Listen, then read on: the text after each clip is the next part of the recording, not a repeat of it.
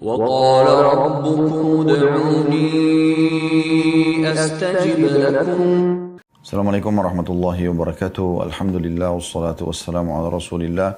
Segala puji dan puja kehadirat Allah Subhanahu wa taala, juga salawat dan taslim kepada Nabi besar Muhammad sallallahu alaihi wa ala alihi wa sahbihi wasallam.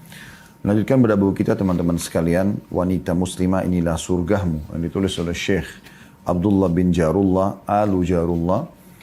Dan kita akan masuk ke bab baru dari bahasan beliau, yaitu berbagai keuntungan menikah. Dan ini nasihat tentu bagi setiap wanita yang menunda-nunda pernikahannya. Tentu juga masuk dalamnya setiap laki-laki muslim ya. Karena memang seharusnya setiap muslim dan muslimah tidak boleh menunda ibadah yang mulia ini. Dan tidak ada hubungannya antara pernikahan dengan prestasi dunia. Misalnya harus sarjana dulu, harus punya rumah dulu, harus punya transportasi dan seterusnya. Itu juga nasihat bagi para wali-wali ya, atau ayah ataupun orang tua lah secara umum yang selalu saja menunda-nunda pernikahan anak mereka. Baik anak laki-laki ataupun anak perempuan dengan alasan masih kecil. Bahkan kadang-kadang umur 20-25 tahun pun masih dianggap kecil. Padahal umur ini kalau kita hitung umur umat Muhammad sallallahu alaihi wasallam yang beliau mengatakan umur umatku antara 60 sampai 70 dan sedikit yang melampaui itu, artinya sudah sepertiga umurnya kalau dia berumur 20 tahun yang dia laluin. Masih ada 2/3 saja dari masa hidup dia kalau kita ambil standarisasi hadis ini yang akan dia hidup di muka bumi ini. Oleh karena itu teman-teman sekalian harusnya difikirkan baik-baik ya. Dan banyak sekali permasalahan yang terselesaikan dengan pernikahan. Jadi baik itu secara pribadi, individu yang menjalaninya, ataupun bagi walinya, orang tuanya. Ya. Kalau anaknya misalnya contoh, lebih cenderung suka bergaul dengan lawan jenis di luar rumah, atau menghabiskan waktu di luar rumah. Ya. Dan orang tuanya pusing, tidak tahu harus bagaimana menarik lagi si anak untuk betah dalam rumah, maka pernikahan solusinya. Bagaimana dia menikahkan, dan kami lihat sendiri salah satu kerabat kami pernah dipraktikin metode ini, akhirnya dia betah di rumah setelah anak laki-laki itu dinikahkan. Dia mulai muncul tanggung jawab, perasaan ingin memperhatikan keluarganya, ya, mulai berpikir untuk bekerja, apalagi kalau dia mendapatkan wanita yang bijaksana, yang dewasa. Begitu juga dengan perempuan.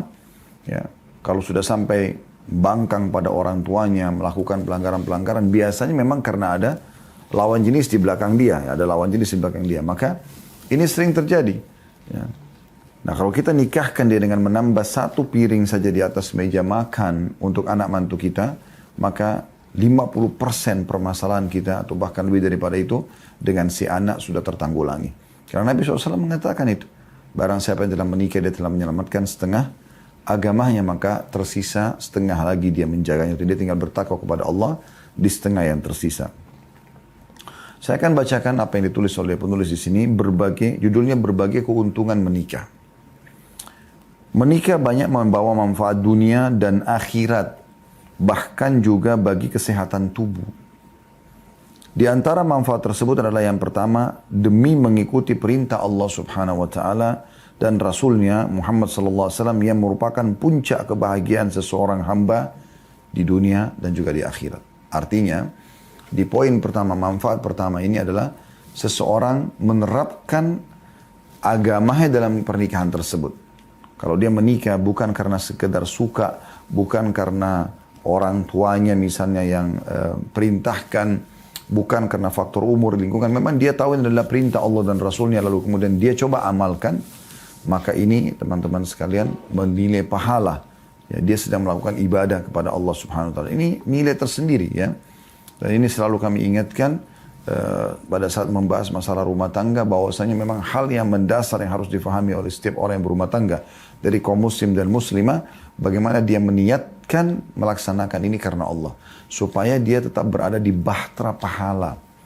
Nah, rasionalnya begini, kalau seandainya ada orang yang berpuasa, dari kayak ini hari Kamis ada orang puasa, mulai dari waktu sahur atau azan subuh sampai menjelang maghrib sebentar, dia akan ternilai sedang melakukan ibadah, ya. Jadi dia dengan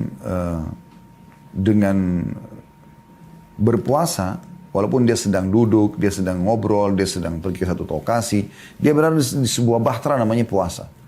Pahalanya terus berjalan sampai dia menjelang buka puasa itu. Nah demikian pula dengan berumah tangga. Ya, kalau dia berumah tangga, maka secara otomatis dia berada di sebuah bahtera namanya rumah tangga. Apapun aktivitas yang dilakukan, maka nilai pahala yang sangat besar yang didapatkan. Belum lagi aktivitas-aktivitas tambahan di dalamnya seperti misalnya seorang suami memberikan perhatian, kasih sayang, interaksi biologis, bercumbuan, memenuhi kebutuhan nafkah istrinya, anaknya, maka dia akan panen pahala. Betul juga dengan seorang istri, menunggunya seorang istri di rumah sampai suaminya pulang kerja, itu ibadah. Ya. Lalu kemudian dia dandan dengan bersih, dia rapikan rumah, dia masakkan suaminya, dia siapkan pakaiannya yang akan digunakan untuk bekerja lagi esok hari. Ini semua nilai pahala yang sangat besar di sisi Allah Subhanahu wa taala. Ya, bagaimana seseorang muslim dan muslimah tidak memahami poin ini, bahwasanya ada peluang pahala yang melimpah sekali yang bisa dia dapatkan tapi luput darinya. Makanya menarik sekali statement Abdullah bin Mas'ud radhiyallahu anhu, ini sering kami ingatkan dan kami ulangi. Beliau mengatakan, kalau seandainya saya tahu umur saya tinggal 10 hari saja, maka saya tidak akan lewatkan kecuali didampingi oleh seorang istri. Jadi karena besarnya pahala yang bisa dapatkan hanya dengan bercumbuan, hanya dengan bercanda, ya, saling menghibur, saling memuaskan, ya, makan sama-sama, memecahkan permasalahan atau apa yang sedang dikeluh kesahkan oleh pasangan, semuanya pahala, semuanya pahala.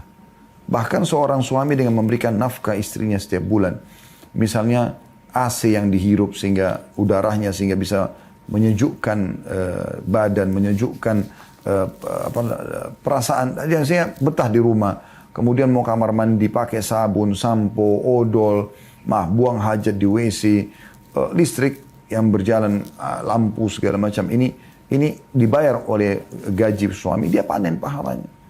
Tidak ada sisi dari rumah itu kecuali dia panen pahalanya.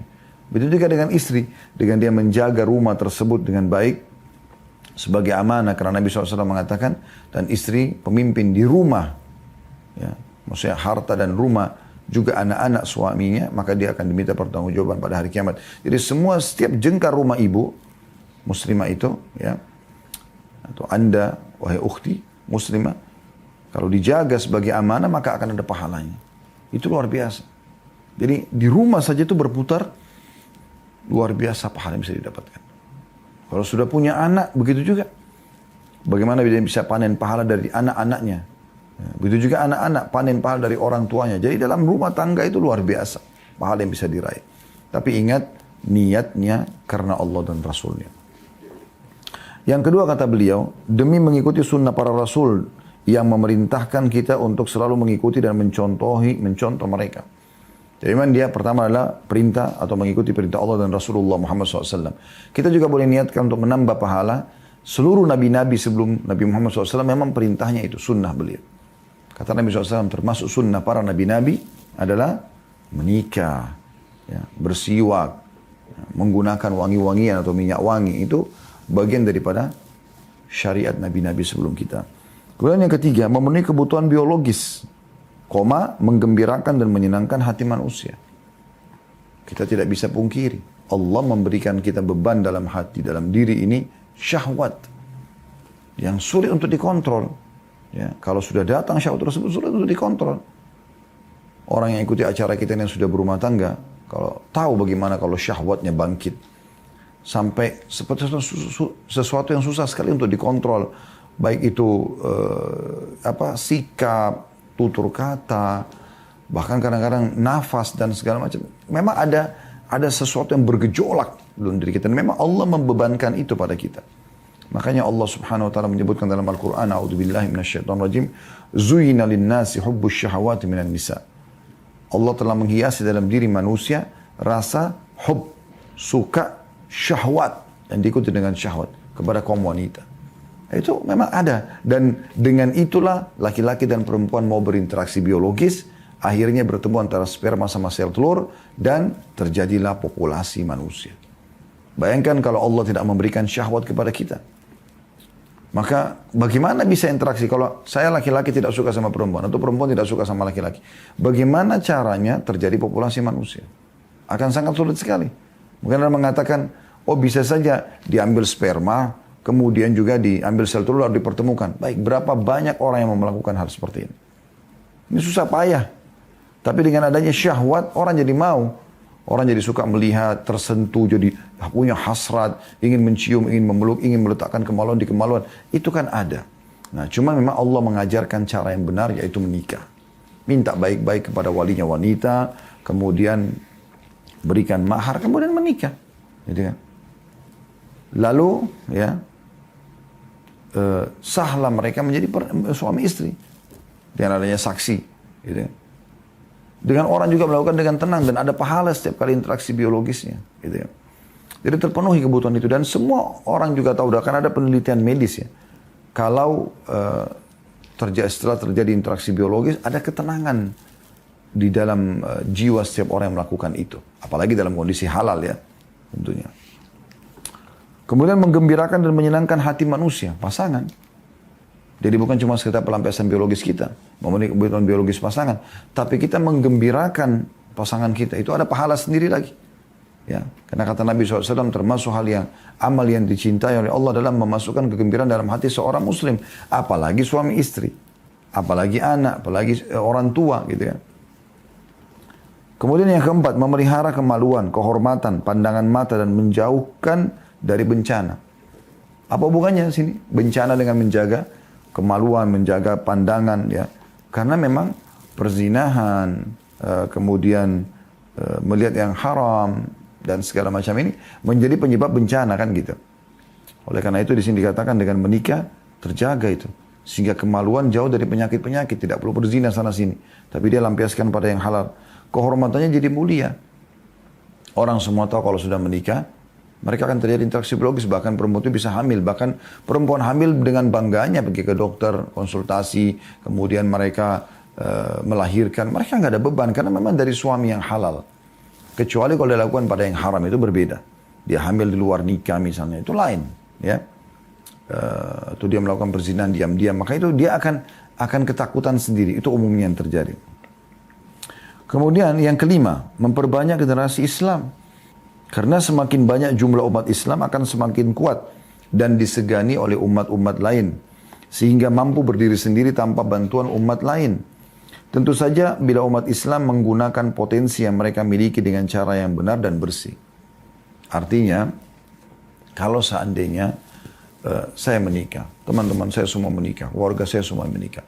Maka kan kemungkinan besar itu ya, akan ada keturunan. 99%, mungkin 1%-nya ada yang gagal, ada yang mandur segala macam. Tapi umumnya orang terjadi keturunan. Jadi kalau saya muslim dan istri saya muslimah, lahirlah generasi muslim. Itu secara otomatis. Itu seperti sabda Nabi SAW. Menikahlah kalian dengan wanita yang penuh kasih sayang dan subur. Karena aku akan bangga dengan jumlah umatku pada hari kiamat. Dan anak-anak itu adalah amal jariah. Kata Nabi SAW, semua yang kalian kerjakan akan menilai pahala di sisi Allah, dan ketahuilah anak adalah hasil jerih payah kalian. Jadi biologis itu dinilai. Selain kita dapat kenikmatan, tapi kan kita menumpahkan sperma laki-laki. Perempuan juga menampung sperma itu. Itu dihitung upaya. Sehingga semua yang anak kita kerjakan dari kebaikan, kita sebagai orang tua akan panen pahalanya. Ya. Itu sudah cukup. Keberadaan kita disebabkan karena kedua orang tua kita. Walaupun mereka tidak mengajarkan kita agama, mungkin banyak orang tua awam tidak ngerti agama. Ibu, ayah tidak ngerti agama, tapi dia coba masukkan anaknya di sekolah ini, sekolah itu, sekolah agama, pesantren. Lalu anaknya jadi faham agama, lalu jadi ulama. Tetap kedua orang tuanya panen pahalanya. Ya. Jadi memang mereka adalah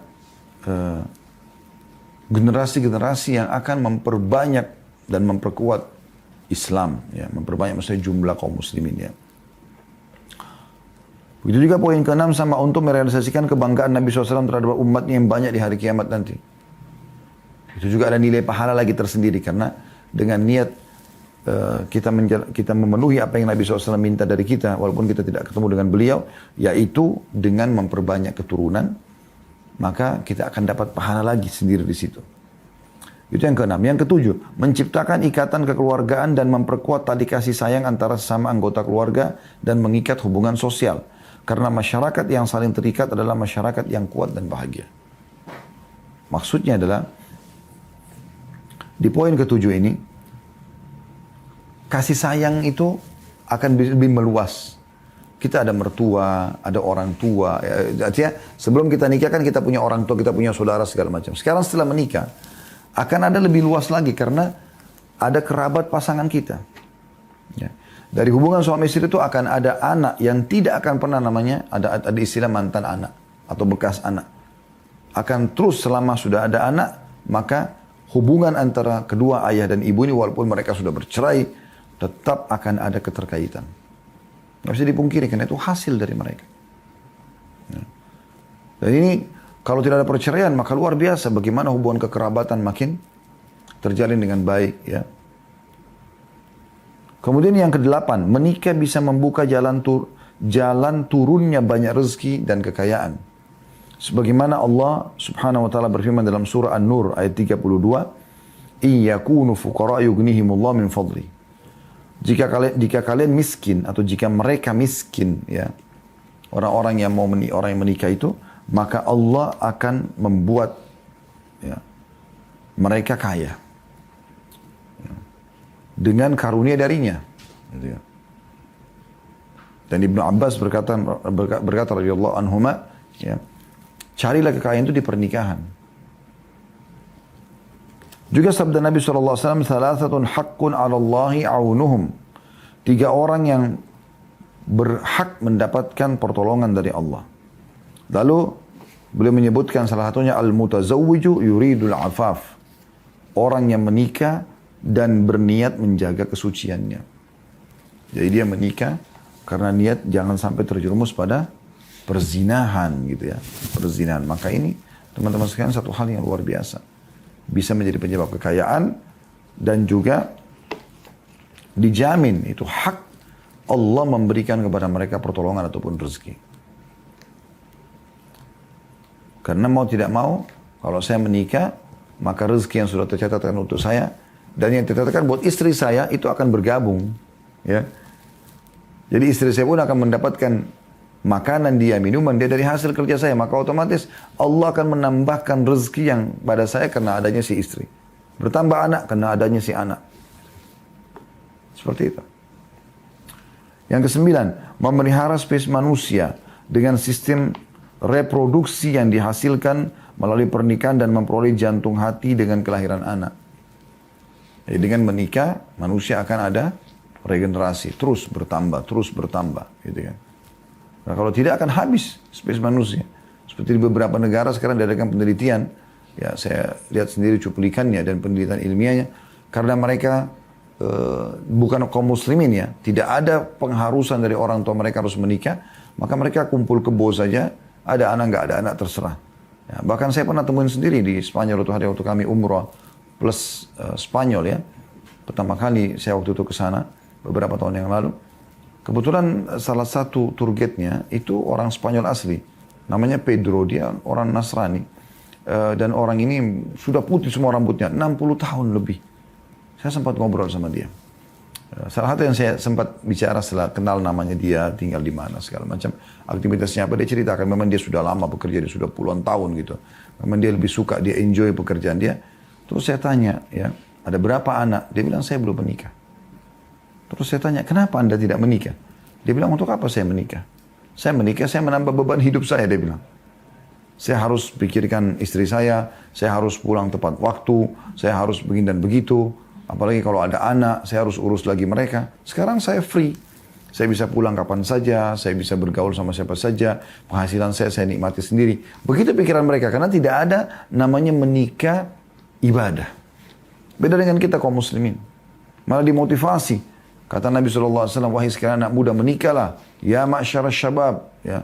Man istata'a minkumul ba'a falyatazawwaj. Wahai sekalian anak muda, siapa yang mampu melakukan interaksi biologis, bukan mampu sini dalam arti kata, ya, mampu dengan secara finansial. Tapi si suami sudah siap melakukan interaksi biologis dan siap pada hari itu memberikan makan istrinya apa yang dia makan.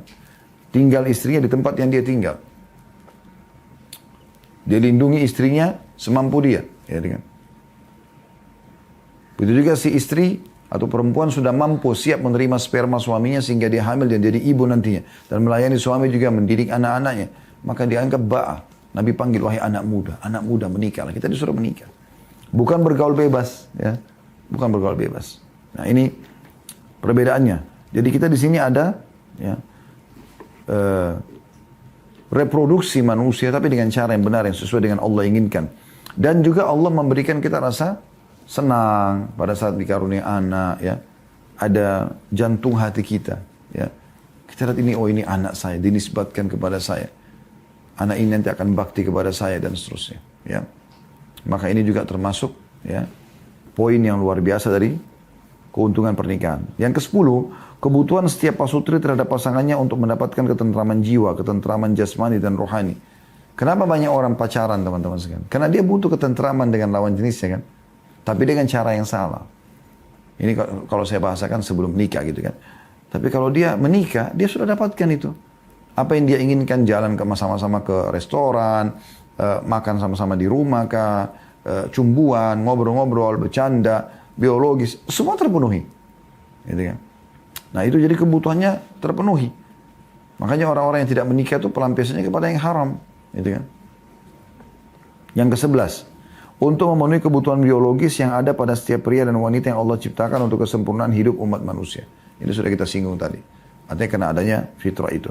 Yang ke-12, tolong menolong untuk mendidik keturunan, membina dan memelihara keutuhan keluarga. Dengan adanya suami istri, maka sama-sama saling rangkul-merangkul untuk bisa mendidik keturunan manusia. Diajarkanlah adab, tata kerama, aturan-aturan agama dan seterusnya. Ya. Yang ke-13, mengatur hubungan pria dan wanita dengan dasar tukar-menukar hak dan kewajiban, serta tolong menolong yang produktif dalam bingkai cinta, kasih sayang, penghormatan, dan kemuliaan. Artinya, si laki-laki pada saat jadi suami, dia udah punya kewajiban. Maka dia terus mengejar kewajiban tersebut agar mengejar pahala di sisi Allah. Nah, dia penuhi kebutuhan pasangannya walaupun dia tidak kenal sebelumnya. Si istri juga begitu. Terus melayani suaminya segala macam, karena itu bagian daripada agama. Kemudian dia pun akan panen pahala di situ. Jadi memang luar biasa besarnya gitu. Ya, luar biasa besarnya pahala yang bisa didapatkan dari pernikahan tersebut. Kemudian yang ke-14 disebutkan dalilnya tentang masalah itu ya. Memperoleh pahala dan ganjaran besar dengan memberikan hak kepada istri dan anak serta dengan menafkahi mereka. Nabi SAW bersabda fi bud'i ahadikum sadaqah. Qalu ya Rasulullah ayati ahaduna syahwata wa yakunu lahu fiha ajr. Qala ara'aytum law wada'aha fi haramin akana alaihi fiha wizrun fakadzalika idza wada'a fil halal kana lahu ajra. Dalam hubungan kelamin salah seorang di antara kalian terdapat pahala. Para sahabat bertanya, ya Rasulullah, seseorang di antara kami melampiaskan syahwatnya, ada kenikmatan, apakah dia layak mendapatkan pahala pula? Kata Nabi SAW, bagaimana kiranya bila kalian meletakkan kemaluan kalian pada tempat yang diharamkan? Bukankah kalian juga berdosa? Demikian juga bila salah seorang meletakkannya pada yang halal, maka ia juga mendapatkan pahala. Hadis ini riwayat Muslim. Juga kata Nabi SAW, ini tentang masalah interaksi biologisnya. Kalau masalah nafkah yang dikeluarkan, kata Nabi SAW, innaka lan tunfika nafaqatan tabtagi biha wajha Allahi illa ujirta biha hatta ma taj'alu fi imra'atik. Setiap kali kalian mengeluarkan nafkah demi mencari keridhaan Allah, pasti kalian akan mendapatkan pahala, termasuk yang kalian masukkan ke dalam mulut istri kalian. Hadis ini riwayat Bukhari dan Muslim. Ya. Jadi hadis ini teman-teman sekalian memberikan gambaran kepada kita tentang luar biasanya pahala yang bisa kita dapatkan. Kita melanjutkan teman-teman sekalian di poin ke-15. Ya. Kesempurnaan agama dan kesucian jiwa dan tubuh serta menjaga nama baik. Ya. Di sini ada poin juga yang diingatkan selain berpahala, yaitu bagaimana kita menyempurnakan agama kita dengan pernikahan. Karena Nabi SAW mengatakan tadi di awal pertemuan sudah saya singgung, man tazawwaja faqad damina nisfa dinahu. Siapa yang menikah maka dia telah menyelamatkan setengah agamanya. Falyattaqillah fi nisfil baqi. Maka dia tinggal bertakwa kepada Allah di setengah yang tersisa. Maka dengan dia menikah, apalagi dia niatkan karena Allah, maka dia sudah menyempurnakan setengah agamanya dan juga kesucian jiwa dan tubuh serta menjaga nama baiknya. Saya sudah sempat singgung ini ya, kalau masalah menjaga nama baik, bagaimanapun ya orang itu, kalau dia maksudnya secara fisik ya, paras wajah, sederhana pun ya, dan ekonominya pun biasa, atau bahkan jenjang pendidikannya tidak ada, tetapi kalau dia ya, sudah menikah, itu punya nilai sendiri di depan mata masyarakat gitu ya. Ini poin juga yang perlu digarisbawahi. Yang ke-16, bila Allah karunia anak, maka doa anak kepada orang tua, seperti sabda Nabi SAW, apabila seorang manusia meninggal dunia, maka terputuslah pahala perbuatannya kecuali 3 perkara. Kecuali dari 3 perkara, sedekah jariah, ilmu yang bermanfaat, dan anak soleh yang selalu mendoakannya. Hadis riwayat Muslim. Artinya, dengan menikah, kan pintu mendapatkan anak besar sekali peluangnya. Kecuali 1-2 orang atau beberapa orang yang memang sedang diuji oleh Allah Subhanahu Wa Taala, mereka belum dikarunia anak gitu kan. Tapi umumnya dikarunia anak. Umumnya manusia itu kalau sudah menikah, umumnya 90% lebih dikasih anak. Sekian persen, kurang dari 10% yang tidak mendapatkan anak. Nah, dengan adanya anak, lalu kita bisa mendidiknya dengan baik secara agama. Minimal sekali mendoakan kita sebagai orang tuanya, maka ini sudah cukup ya. Sudah cukup sebenarnya untuk menjadi amal baik buat kita, gitu kan? Karena Nabi SAW mengatakan itu kalau anak Adam meninggal dunia terputus semua sumber pahalanya kecuali dari 3. Di antaranya anak soleh yang mendoakannya. Juga dalam riwayat Bukhari juga, seingat saya hadis ini hadis sahih. Ya, kalau ada orang nanti pada hari kiamat diangkat derajatnya sangat tinggi di surga, sangat tinggi. Kemudian dia bertanya kepada para malaikat, di mana? Dari mana ini? Saya perasaan tidak pernah kerjakan ini gitu. Maka kata malaikat, ini adalah istighfar anakmu untukmu. Istighfar anakmu untukmu. Jadi kita bisa lihat bagaimana besarnya manfaat itu. Yang ke-17, membentengi diri dari syaitan dan mencegah bahaya syahwat serta menghindari bahaya zina. Ya, dengan adanya tempat pelampiasan halal, maka insya Allah lebih tertutup pintu-pintu perzinahan tersebut. Kemudian yang ke-18, memelihara nasab, hukum, dan juga warisan. Ya, karena dengan menikah yang benar, maka anak-anak kita jelas status nasabnya gitu. Kalau anak haram kan lain, statusnya nggak jelas gitu. Nggak bisa dinisbatkan kepada pemilik sperma ya. Kemudian ada hukum-hukum agama yang berlaku. Begitu juga dengan warisan pada pernikahan tersebut. Jadi kita berada di sebuah sistem yang diatur oleh agama dan itu akan mendatangkan pahala. Nah, sama dengan warisan, jadi jelas keturunan pun itu akan mendapatkan hak mereka. Apa yang kita usahakan selama ini, saya misalnya sebagai ayah, ataupun mungkin siapa tahu ada seseorang yang istrinya juga punya pendapatan. Nah kemudian dia ya, meninggal dunia, maka akan tetap memberikan hak kepada ahli waris yang mereka bisa gunakan sebagai modal hidup mereka. Yang ke-19, menenangkan jiwa dan menyenangkannya dengan duduk-duduk dan saling bercengkrama, melihat aurat yang dimubahkan, serta saling bercanda. Semua itu tentunya akan menenteramkan jiwa dan memperkuat semangat ibadah. Ya, interaksi biologis, cumbuan, bercanda, segala macam. Ini bisa terjadi dalam rumah tangga. Itu halal.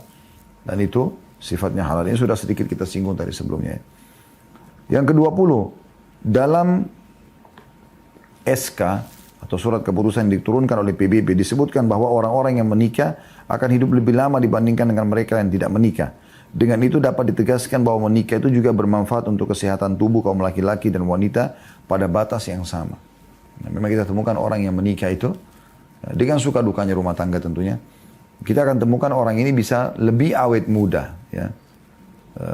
Dibandingkan orang yang tidak menikah sama sekali. Kalau ada orang yang sampai 40-50 tahun tidak menikah, kita akan temukan terlihat tua sekali dibandingkan orang yang sudah menikah. Bahkan ada orang yang memang kalau dia lalui rumah tangganya dengan tulus, dengan ikhlas, saling memaklumi dan memahami, ya, berkorban untuk dengan pasangannya, kita akan temukan dia biar 40 tahun, 50 tahun tetap awet muda kelihatan. Ya. Yang ke-21, melatih diri dan membina jiwa agar mampu mengurus, mengayomi dan memberikan hak anak istri dan menjaga tanggung jawab dan bersabar dengan tanggung jawab itu untuk mengharap pahala dan ganjaran yang bisa didapatkan dari perbuatan itu. Ya. Jadi artinya mau tidak mau jadi belajar nih. Belajar jadi suami yang menaungi istrinya, belajar jadi istri yang nanti menaungi anak-anak dan menjaga harta suaminya. Mau nggak mau, ada di tanda kutip ya, dipaksa untuk menjadi pemimpin dalam poin itu. Itu lingkup yang paling kecil yang bisa dia memimpin dan akan diminta pertanggungjawabannya. Yang ke-22, Islam menjadikan pernikahan sebagai ibadah karena dengannya manusia dapat menjaga diri dari keburukan fitnah, penglihatan yang diharamkan dan kejahatan. Ini masih mirip-mirip dengan poin sebelumnya ya. Ini mohon maaf kalau memang poinnya ada mirip satu sama yang lain karena memang penulis seperti itu ya. Saya cuma coba menambahkan syarahnya saja gitu. Kemudian yang ke-23, menyelamatkan pribadi dan masyarakat dari dekadensi moral dan dari berbagai penyakit fisik maupun psikologis. Ya. Karena kan orang kalau dibiarkan bergaul bebas, sebentar biologi sama ini, biologi sama itu, pindah-pindah sana sini dan tidak jelas statusnya. Akhirnya ini hamil di luar nikah, ya ini digugurkan, aborsi dan seterusnya. Nah, itu kan akan merusak moral ya di tengah-tengah masyarakat gitu. Dan juga akan ada berbagai macam penyakit kelamin, wa na'udzubillah gitu kan. Juga secara kejiwaan. Gitu kan. Siapa yang mampu menikah, hendaklah ia segera menikah agar bisa diperoleh berbagai manfaat dan kemaslahatan yang dihasilkan oleh pernikahan tersebut. Namun siapa yang belum mampu melakukannya, hendaklah ia bersabar dan bertakwa kepada Allah Azza wa Jalla serta memelihara kehormatan dari segala yang diharamkannya. Ya. Kalau bisa dimudahkan, mudahkan. Dan saya sudah sering bilang teman-teman, alhamdulillah kita bersyukur lahir di Indonesia, di negara tercinta ini, dengan segala macam suka duka yang bisa kita lalui tentunya. Tapi ada hal yang luar biasa dalam poin kita sedang bicarakan pernikahan ini, betul-betul Allah mudahkan. Pernikahan tidak sulit di negara kita. Kecuali mungkin beberapa suku ya. Tapi kalau umumnya, ya mudah. Kita pergi ke pedalaman, mau nikah sama orang, kita tinggal lihat cocok. Kita datang kepada imam masjid, datang kepada kiai, datang kepada ustadz, minta tolong dibantu. Mungkin dia bisa bantu untuk mempermudah itu. Jadi bisa kita dapatkan. Ya. Dengan mahar juga tidak mahal. Menikah sama orang yang sekufu atau sepadan. Ya, saya pernah kasih contoh di beberapa pertemuan yang lain. Di Jordan misalnya. Saya pernah tanya sendiri orang Jordan, mahal sekali orang kalau mau menikah. Bahkan bahasa dia spontan, dan ini cuma orang yang kerjanya itu setiap hari cuma menyewakan kudanya ya untuk di tempat rekreasi ya pada saat itu di Jordan itu, di kota Petra pada saat itu. Dan kami bicara sama dia, tanya, dan dia mengatakan orang yang biasa kayak saya saja kalau mau nikah minimal harus menyiapkan $100.000. Itu 1,4 M sekian gitu. Kita alhamdulillah perangkat alat sholat, uang mungkin 5-10 juta, kita bisa melangkah menikah. Tentu tergantung kelas level keluarga yang sedang kita ingin menikah dari mereka, wanitanya.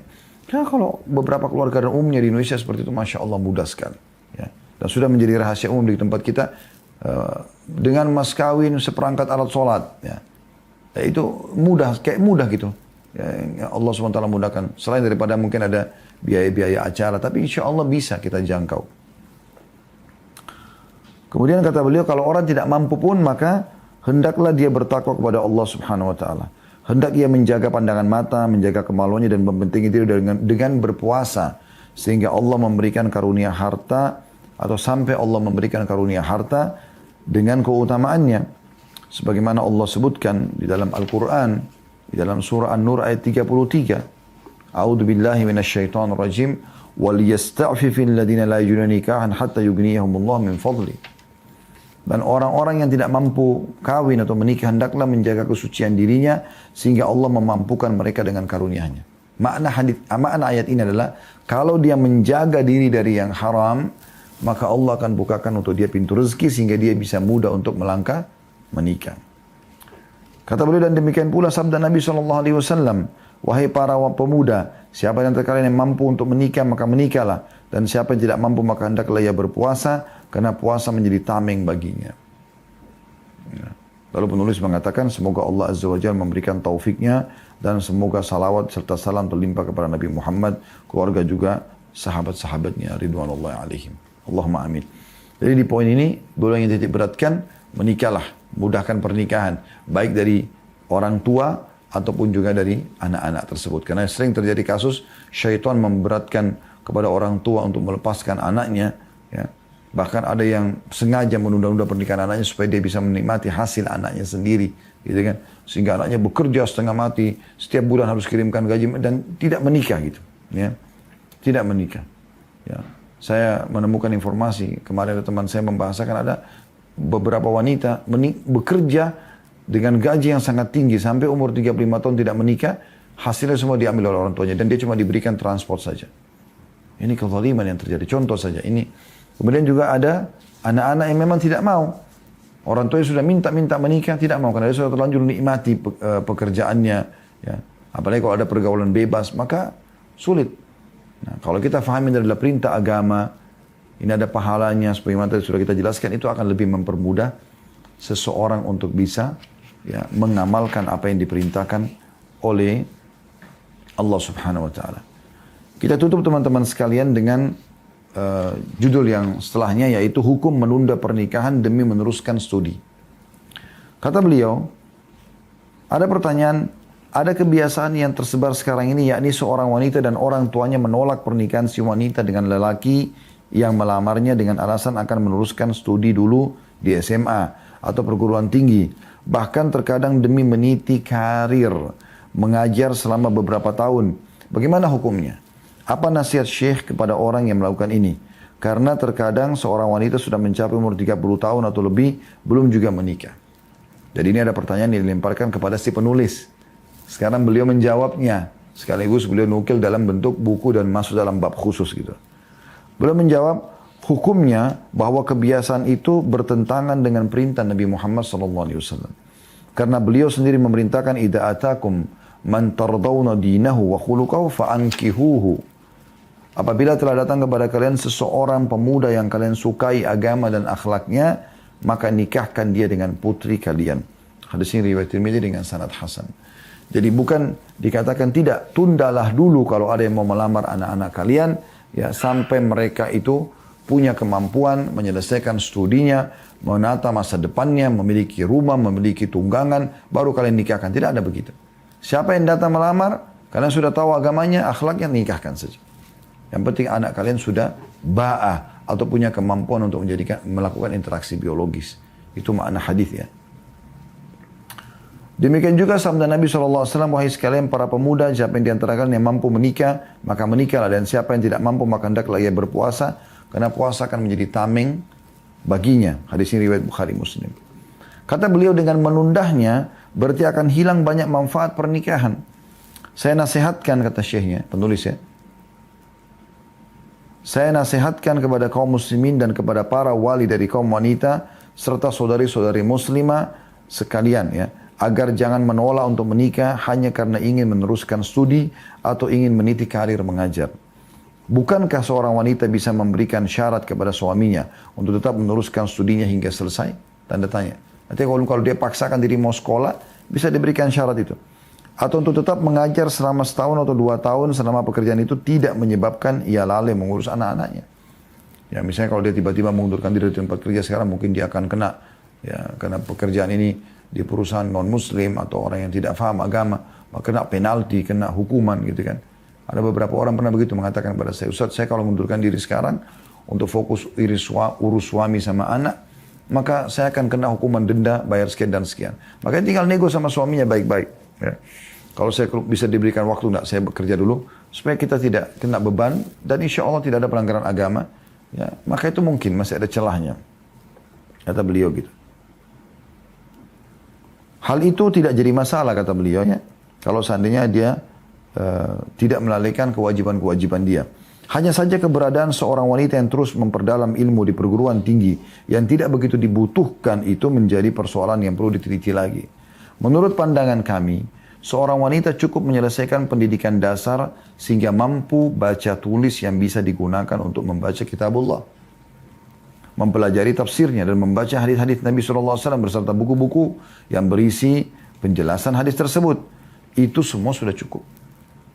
Kecuali bila ia mempelajari ilmu-ilmu yang amat dibutuhkan oleh umat manusia seperti ilmu kedokteran dan sejenisnya. Selama dalam menekuni ilmu-ilmu tersebut, ia tidak harus melakukan hal-hal yang dilarang serta bercampur baur dengan lawan jenis dan yang lainnya.